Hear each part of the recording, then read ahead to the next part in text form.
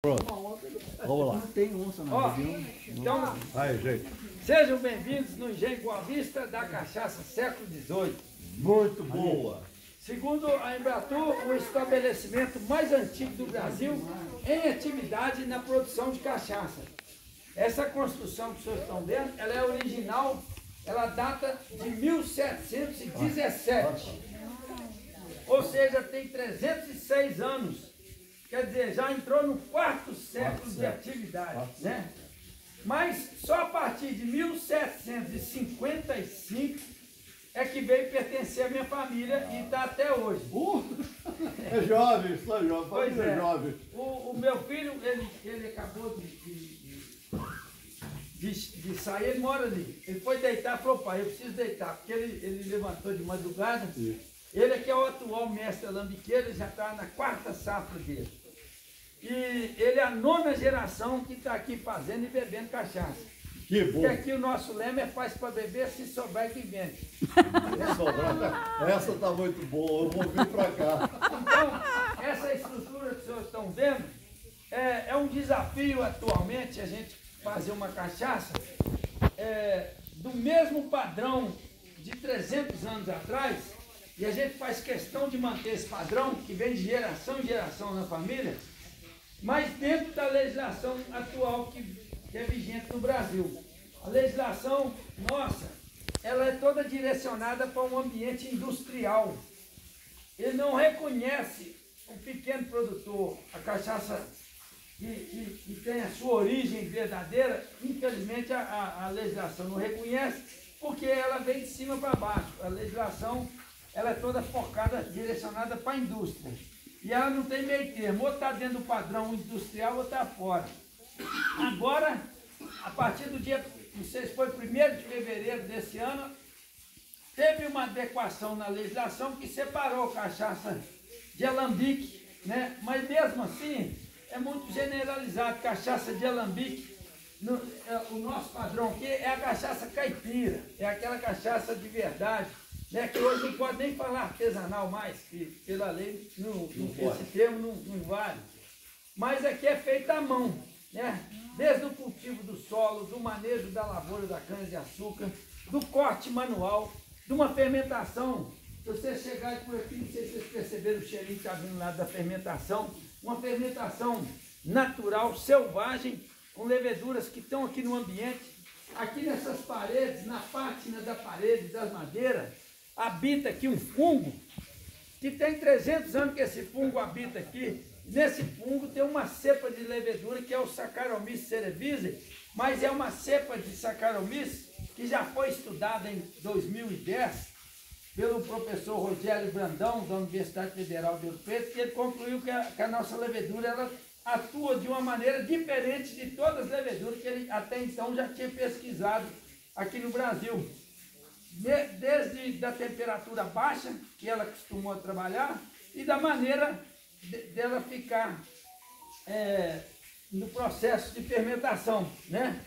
Então, é uma levedura que é característica desse ambiente, mas em nenhum outro lugar ela incide, só aqui, né?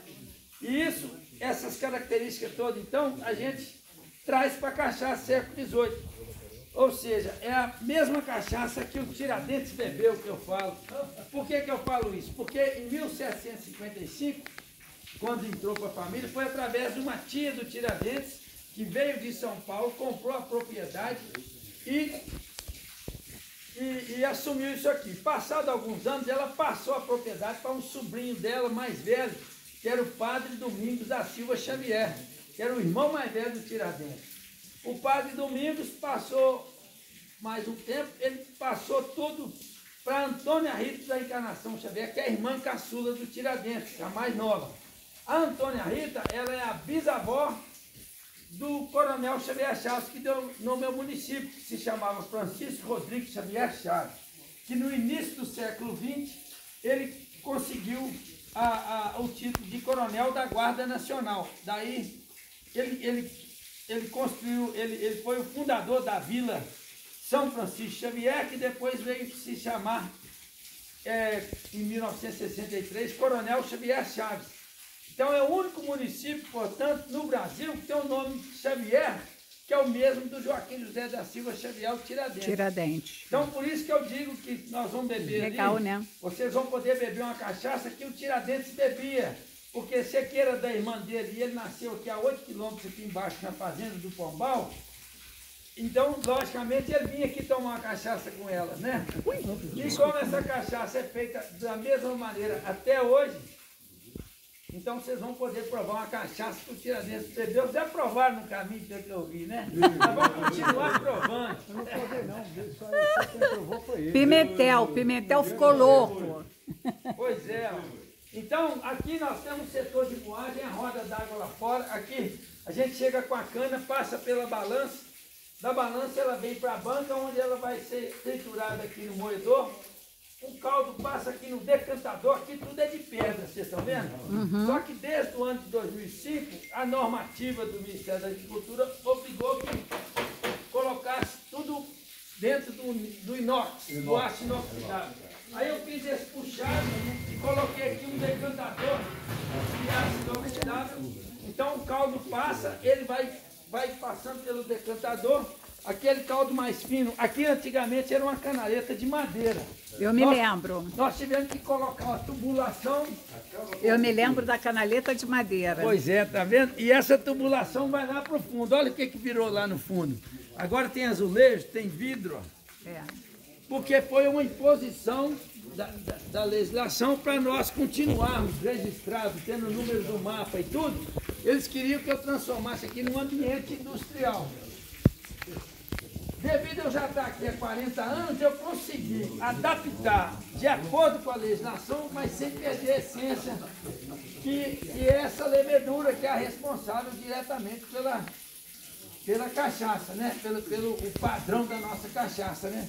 Então, lá atrás, então, tem a fermentação alcoólica, onde as leveduras, o banco de leveduras, vão transformar o caldo de cana no mosto fermentado do caldo de cana, que é um vinho da cana, né? Todo mundo aí já é escolado disso. Quem não for, pode perguntar. Se eu estiver falando muito rápido, é porque eu estou falando rápido, porque eu estou doido para tomar uma pinga, né? Eu também, tá conversando demais.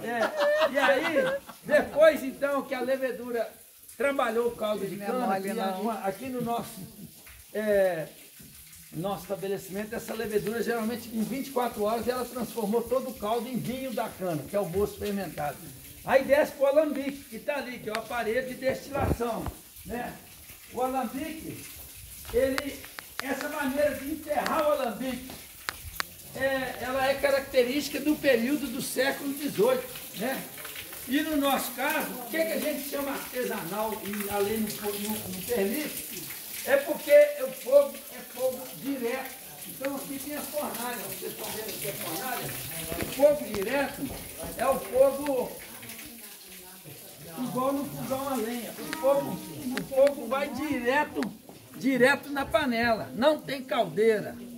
E para pôr o fogo direto na panela... Parece que essa daí é melhor. Mas né? isso ainda é dos primórdios do alambique. Não, é original. Original, essa né? capela, que chama capela aqui, Essa da original. fornalha, ela tem 7 metros de comprimento. Ó, uma beleza. Ela tem uma panela ali, igual se fosse um formigueiro, onde a gente coloca o alambique e o calor abraça ele e o fogo passa por baixo. Sai na chaminé lá na frente. Ela é alimentada pelo próprio bagaço da cana, vocês estão vendo aqui fora? Aqui 100% queima o bagaço. Então é ecologicamente correto, porque não derruba mata para produzir lenha. É o próprio bagaço que queima. E essa cinza, está vendo que queimou hoje? Hoje vocês chegaram no dia que iniciou a safra 2023. Então, aquela cinza, nós vamos armazenar ela ali durante o período de safra. E quando for na entre safra, a gente joga ela toda na lavoura. Tá vendo a minha lavoura de cana aqui na frente? Um adubo, né? Ela é rica em potássio, né? A gente planta um feijão junto da cana, porque o feijão é leguminosa. E no consórcio da leguminosa com a gramínea, que é a cana, nós vamos ganhar o nitrogênio, que a leguminosa ela captura o nitrogênio da atmosfera pelas suas folhas, e através da raiz ela fixa no solo e a cana usufrui. Então a gente planta a cana junto com o feijão. Tu tem feijão para vender aí? Tem feijão ainda do seu? Tem. E assim, é então, bom, ajuda. né? E assim a sustentabilidade, que hoje é Não, moderno falar de pimentel. sustentabilidade. Aqui tem 13 anos que acontece. Pega ele, Luciano.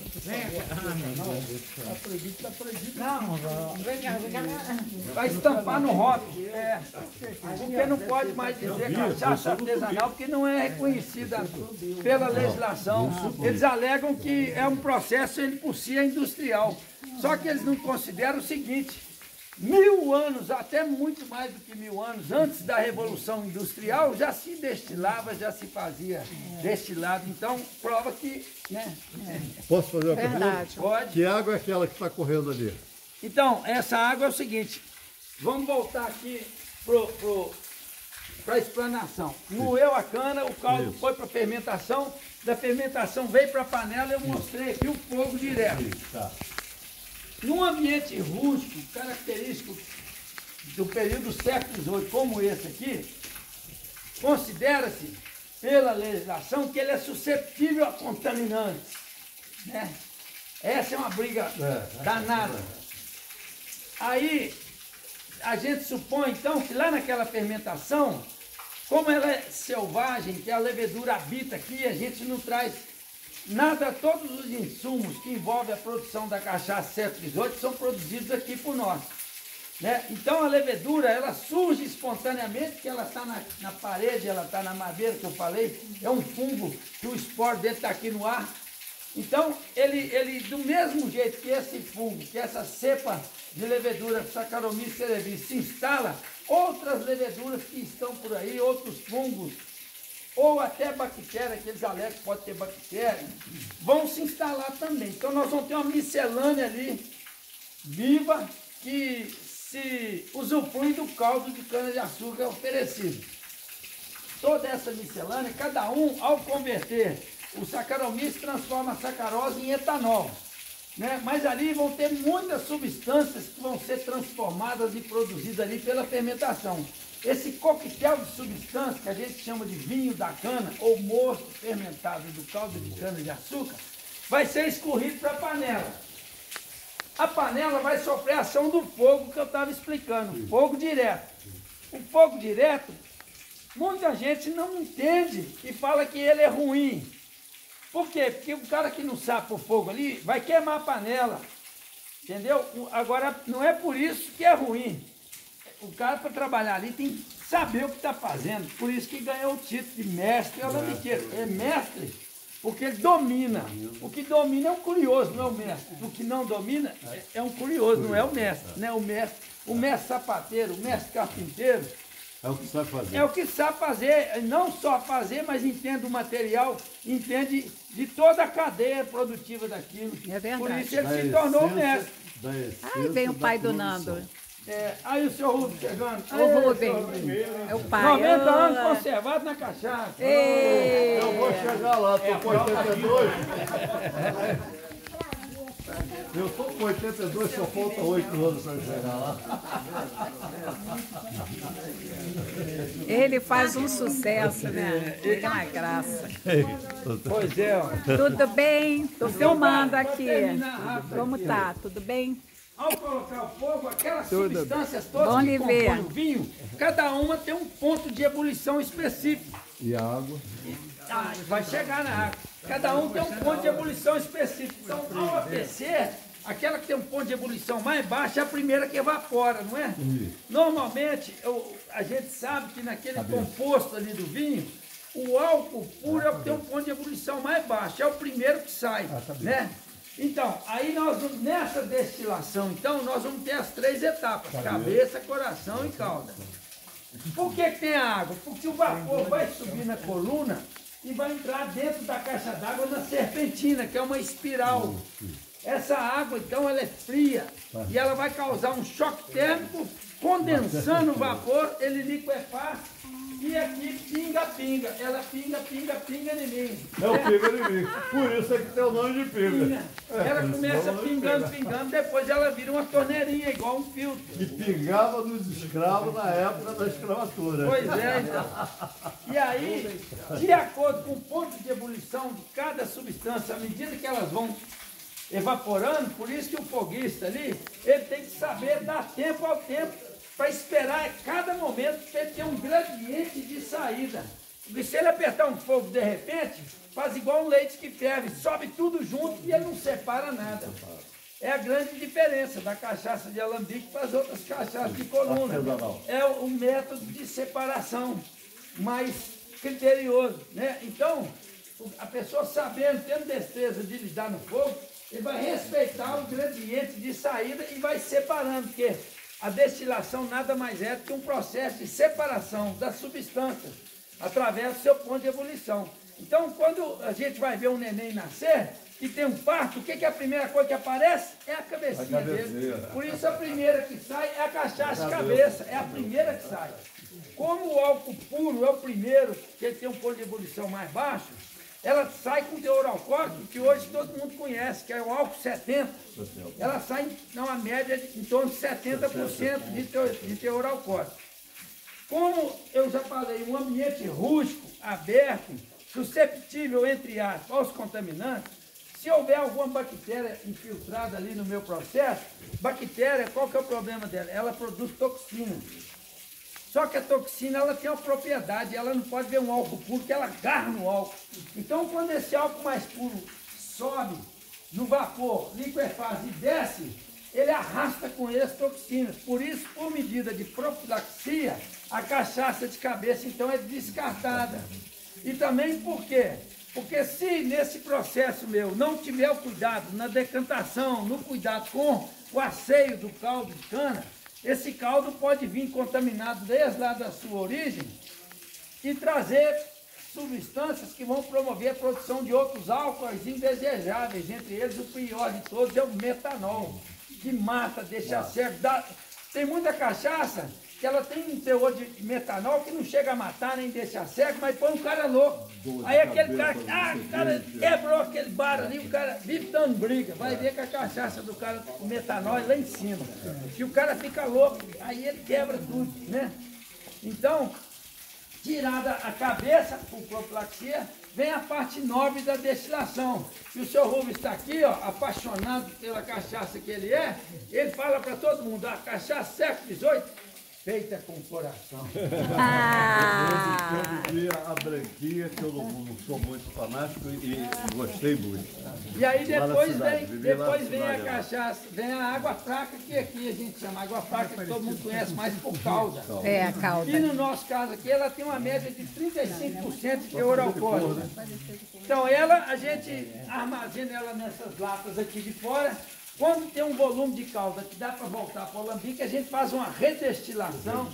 Essa redestilação, na corruptela da língua portuguesa, fala o redestilado, o redestilo. Sobra 25%. Então, há 40 anos atrás, quem frequentava aqui era caçador, pescador, tropeiro, ou alguém que estava perdido, descia para tomar informação e tomava uma pinga, né? Daí eu falava, não vai embora sem tomar uma cachaça, né? Já veio aqui.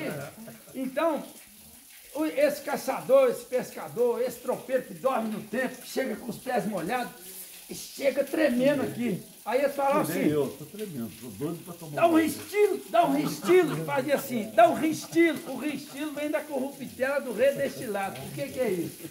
Aquela calda que foi redestilada, ela vai dar um produto.